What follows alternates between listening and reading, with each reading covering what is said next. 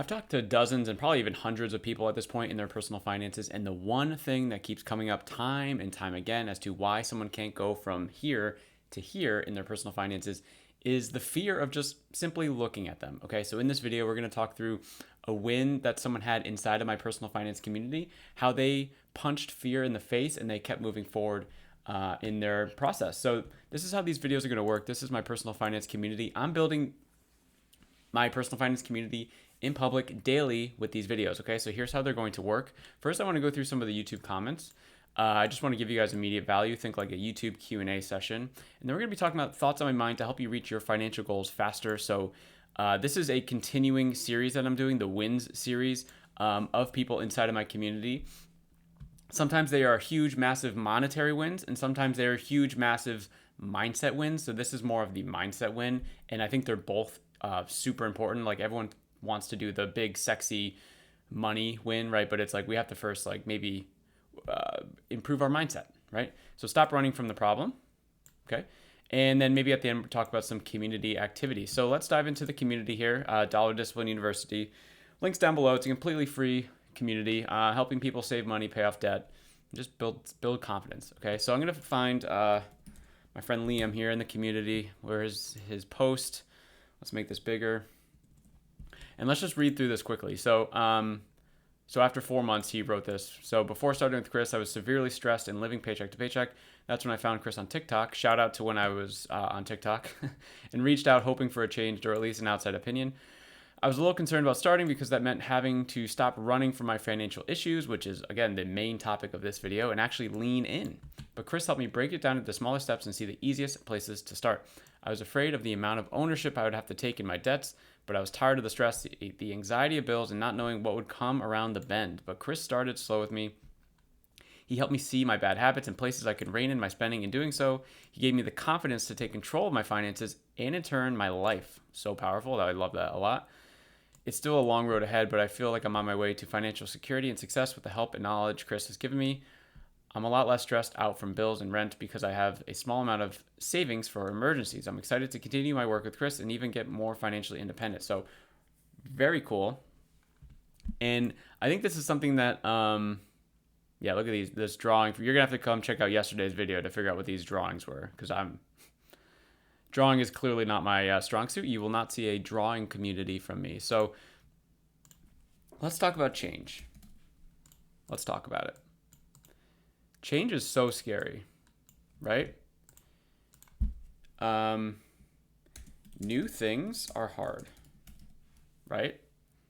But also, staying the same is hard. Both of these things, hard.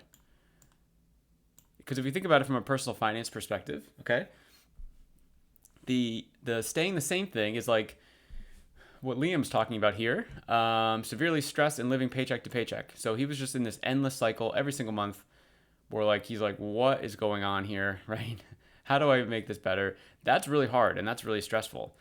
But also, where he mentioned, I was a little concerned about starting because that meant having to stop running from my financial issues and actually lean in. So it's like, he was like, man, this is so hard. Oh man, what the heck? But then he was also like, man, this is so hard. This is going to be so hard. What the heck? So we just have to figure out, like, I heard a great quote. I don't know who it's from. So, whatever. I apologize for that. But it's, we only make a change when the change of when the change of staying the same is greater than the change of making a change.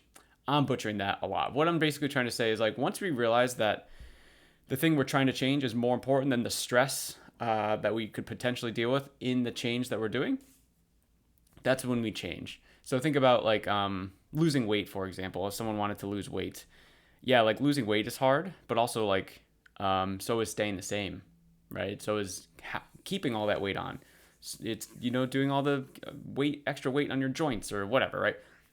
I'm obviously not a doctor or a nutritionist or anything like that, but change is very hard. So I think this is something that he was overcoming here. He's like, man, this is hard, but man, so is this. So what he's mentioning here is breaking it down into smaller steps and see the easiest places to start. So what we ended up doing was I found out that in his bank account, his bank basically broke out uh, uh, expense categories. A lot of modern banks do this now, so I'm not going to say what bank he had, but he basically, every time he made a transaction, the bank would sort of auto put it into some category, and then as he's going through the month, he can kind of see what was happening. So what we did was we went back 3 months. It's called the 3-month look back, with the data that was already in his bank. So it was a very low lift, and we just went through category by category, category by category. This is supposed to be a arrow. And we just filled out a spreadsheet where it's like, okay, month 1, here's all of our spending that we did, all the categories, month 2, month 3. And then we look at the average. And then you can quickly see, even after 3 months of data, the 1, 2, 5 different categories that are holding you back from doing the things that you want to do. Because we can't do everything. We can't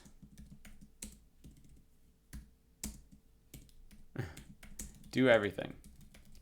Meaning, like, we don't have all the resources in the world. We don't have all the money. We don't have all the time. We don't have we don't have everything. So we have to make sacrifices somewhere.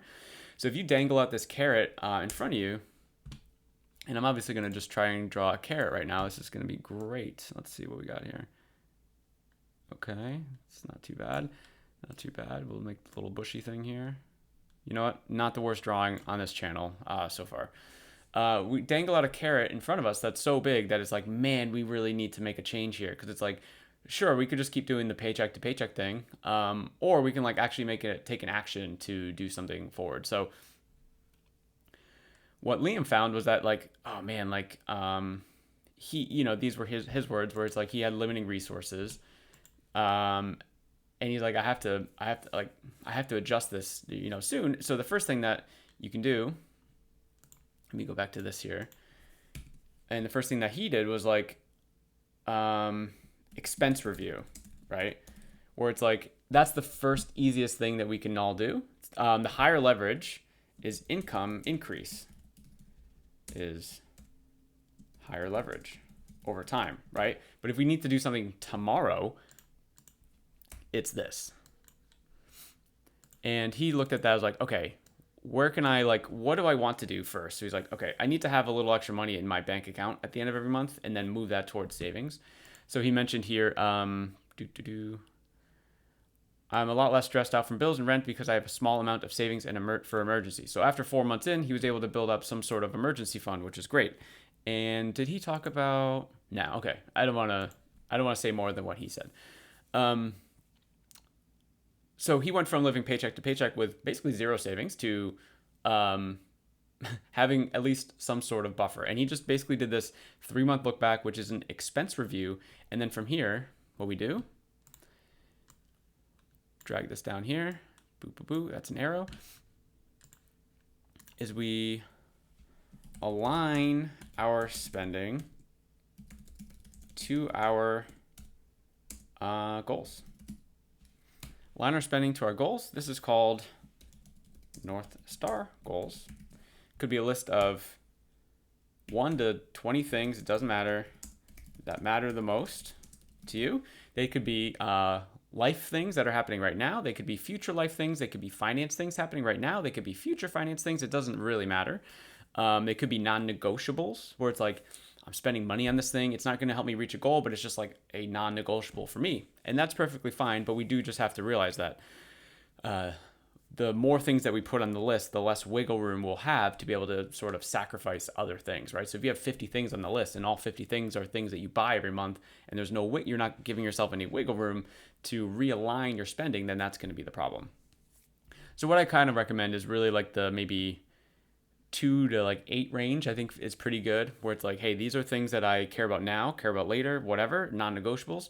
And you get bonus points, in my opinion, if you can connect the current ones to the long-term ones. What do I mean by that? So if you have a goal of, say, I want to be a millionaire, okay, whatever. You want to have $1 million of cash in your bank account, whatever. You can't have $1 million in cash in your bank account without having $1,000 in your bank account, right? Without having $10,000 in your bank account, right? So we can't do those. So then it's like, okay, what do we have to do to get to $1,000? Well, let's take small, actionable steps that we think right now can get us there. Now, will those be the perfect steps? Probably not, especially if you're just trying it out. But the first thing that we need to do, and what Liam did here, is he made himself more aware. So he was using a tool that already existed in his arsenal, which is that bank account expense categorization. And that just made him super aware. And then he created a budget off of that after looking at the 3-month look back and his averages, and was like, no, you know what? I can actually find more money here. And he was able to realign some of that. He did mention here that he was, I was afraid of the amount of ownership I have to take in my debts, which, saying out loud sounds very silly, but it's like, yeah, it's your debt, right? We all make decisions. And so when you go into debt, it is a decision, even if you feel like in the time it's not a decision, like it's something you have to do. But of course we have to take ownership, right? So he had debts he was trying to pay off. He had savings that he was trying to build up, and he just didn't know how to start. So this is awareness. He became aware. And then he took an action step of like, okay, so now I have this new budget. So now let me take this forward into the next month. And what he did, he didn't mention it here, but I think it's okay for me to share this. Let me write it down here. He got paid weekly, and he paid himself first. So what I told him was, since he had, he said he had no savings, and he got paid weekly. So I was like, what would happen if you, as soon as you got paid, you just took out $25 each of your paychecks and you just put it somewhere else? Then at the end of the month, you will have $100 more in savings than you had the last month. And we just start there. Because I don't know why more people don't do this, but it's very kind of silly, where it's like, if you have nothing, let's just start doing something. We're trying to make this big leap into like, hey, I want to be a millionaire tomorrow, right? Obviously, that's not going to happen. We have to do the small steps first. We have to build up the habit. The habit comes first. Let's write that somewhere else. Habit first, money second. This is happens every time. Habit first, money second. Because if we come on. So if income increases with no habits,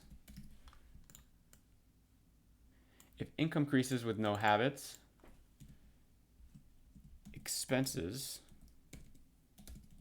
will also increase.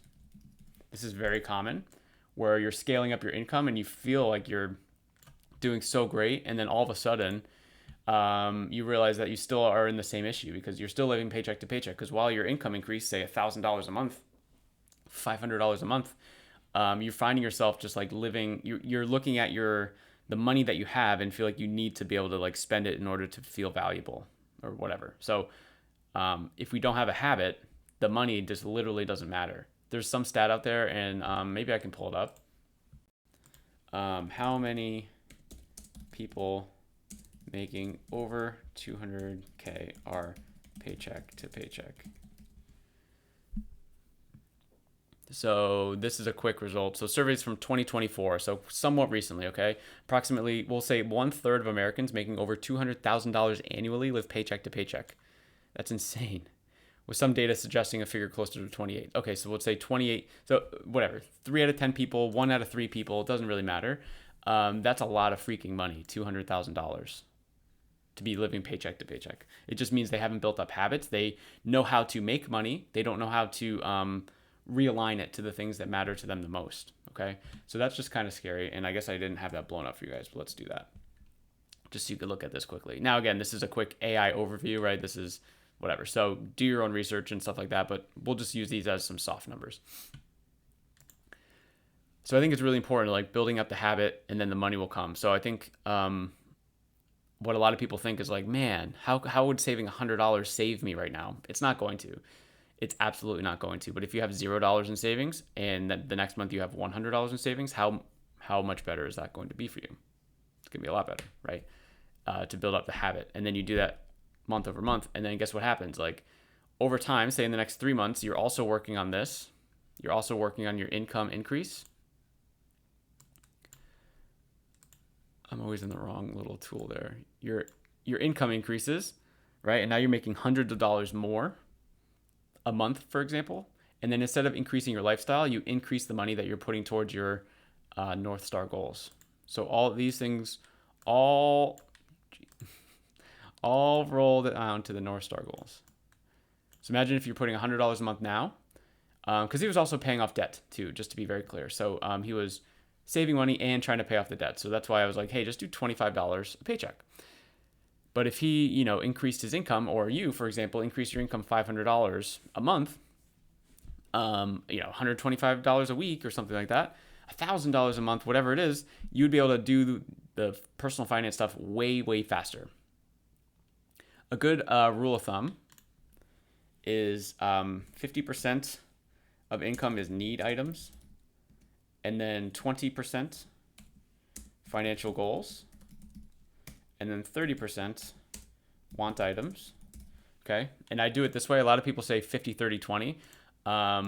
Not me. I think this is why a lot of people struggle with this. They use this framework of the 50, 30, 20. And they're like, man, I don't understand what's happening. Like I go through the month, I'm paying off, my rent or mortgage, the utilities, like my groceries. And then it's like, yeah, I have a couple things that are my non-negotiable, whatever. And then at the end of the month, I just have no money for my financial goals. It's like, well, we need to reshift these around. We need to swap these. So now we're paying our need items, which are critical. And then we are paying ourselves first. And now Liam was not doing necessarily the 20%, but going from 0, you don't have to go from 0 to 20. That might seem intimidating. Go from 0 to 5, go from 0 to 10, figure out what that number is for you. Find a way to automatically sort of set something up where you're paying yourself first. You're making your future self more important than your current self.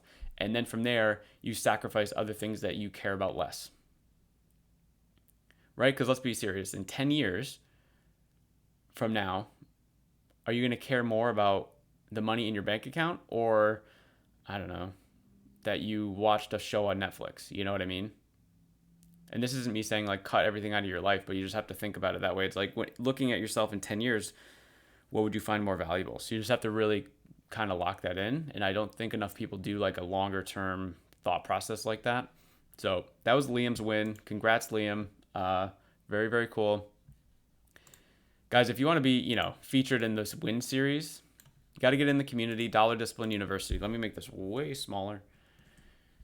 Where I'm helping people like Liam save money, pay off debt faster, budget better, gain more confidence in your finances, and just understand where your money's going. I'm doing a new 2-day sprint for new members that join the community. It's completely free. And what I'm going to help you understand is where your money has been going, how to realign your money to things that matter the most, and then how to keep that momentum month after month. And what I didn't finish here, I'm just realizing, I didn't finish this thought. What's happening? There we go. Accountability is step 3. So awareness is this. Where your money has been going, critical. How to realign your money to things that matter the most, action. And then accountability, how to keep that momentum month after month, right? Imagine if you knew where your money was going, you knew how to realign it, but then 2 months later, you just stopped doing it. How much progress do you think you'd make? Probably 0. You'd make that 2 months of progress, and then you'd go backwards. Imagine if you put money towards things that mattered the most. You did that month over month, but you didn't know where your money was going. You just have this auto setup thing where I'm just putting money towards a financial goal, but you didn't know where the rest of your money was going. You knew where 10% of your money was going, and that was it. It's well, maybe I could leverage this even more. And there's probably a lot of wasted money that could be going towards something way more important. So anyway, this sort of framework that I'm going to share in these 2-day sprints are things that basically I've shared with everyone. And if you have watched the win series on this channel that I've done in the last week or so, like that's how all these people get the wins. Like that's how Liam got the win that he got, which was again a mindset win, which is just as important. There's been some massive like dollar wins here, like paying off 20K in debt, paying off 5K debt in 3 months, paying off a credit card in just 30 days. So this is a group call where I'm just showing you the stuff, giving you the resources. There's going to be a small action item for you to take in between the calls. So if you look at the calendar here, this is still like massive. Did it go up again? I think I did raise it again. So this week in September, we already had the one. Very cool. And day one, I'm doing different day time combinations just to see in the beginning what you guys need or want or what the best schedule is for you guys. But basically, you would jump on this call. It's a 30-minute group call, and then there's 48 hours in between the two calls to give you a little time to do an action step. And then in this call, we sort of figure out how to keep that momentum going month after month. And I created this after basically a full year of talking to people in their personal finances, adjusting the things. And this is right now the fastest way that I know how to get you guys your first $100 to $300 of hidden cash flow every single month. Okay, so if that interests you, you got to join the community, completely free. So is the challenge here, the 2-day sprint. So I'm doing these videos daily.